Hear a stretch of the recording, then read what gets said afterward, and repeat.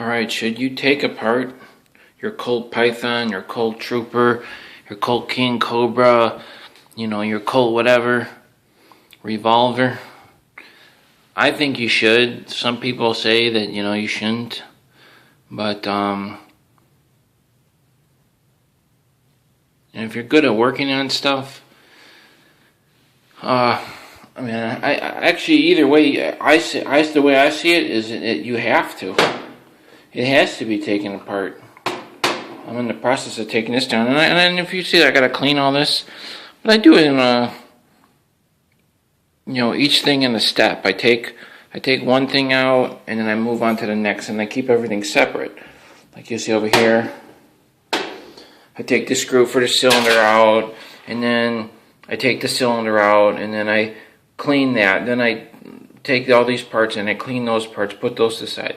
Take the extractor, clean that, put that there. Okay? It's like, I just keep doing things in steps. And, you should remember what parts are what just from doing it, There's the mainspring. But it definitely helps if, one time you take your mainspring out and you're familiar with all those steps before you get to taking off the side plate. You know how to do everything except you know how to take the cylinder out. You learned all that before. Now you're taking the side plate off and you're moving on. When you take the side plate off, parts are going to start falling out, and then if you're going to go that far, you may as well take everything out. Take your hammer out and then take the whole hammer assembly apart. See, all these parts, they all go together. And I'm cleaning all this, and then I'll put this all back together with the springs, and then put that off to the side, and then move on to this. So you just do things in steps, and there's videos on YouTube on how to take a Colt apart. And I don't think it's that bad. People always compare it to Smith & Wesson. They say it's a pain.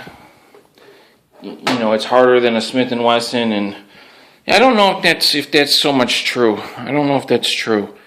They're definitely different than a Smith & Wesson. But it's pretty straightforward. You can see, you see the spring right there. That's for your return spring for your trigger.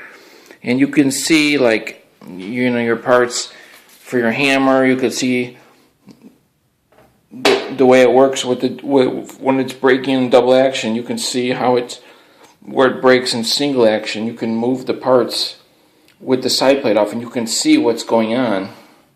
It's a little tricky with the transfer bar and everything, but I don't know. If you take guns apart already, I would say you need to take this apart. But when I first got this gun, it was like varnish, like caked on, like old oil and everything, caked onto the hammer and everything. That had to be scraped off.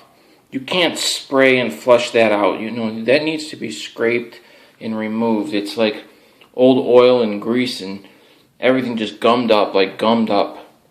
And even though it's not on the moving parts, because the moving parts will stay clean because they're moving, it's still nasty. And what if you took your side plate off and there was severe rust in here?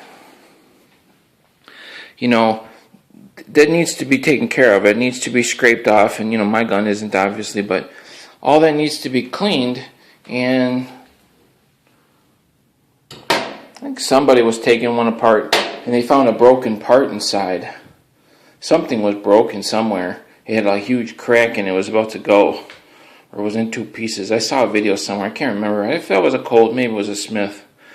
But these guns are old. This gun is 1969. And I just shot a bunch of .357 Magnum.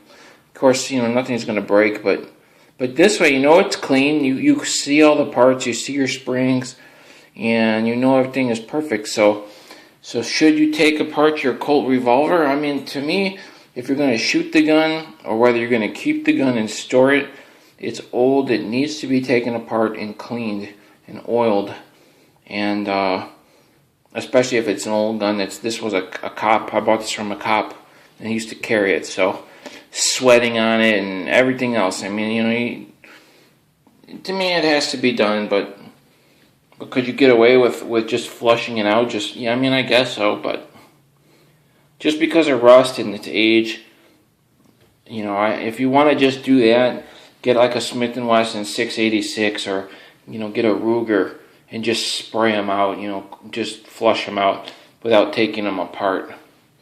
Shoot them and just clean them, but, you know, that's more modern. Stainless steel is more modern. It's better in a lot of ways as far as, you know, maintenance and everything and aging.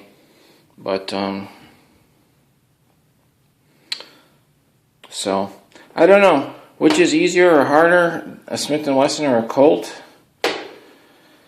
I can't really say. I mean, I don't know. I mean, I guess a Smith is easier, but you know.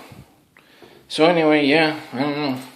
But it sure is rewarding, man, getting all those parts clean and everything, and knowing that everything's clean and oiled and no rust. And, you know, your gun will function, when you move your action, it will function like a fine watch. I mean, it makes a difference when everything's really, really clean. It really does. Alright, catch you guys later.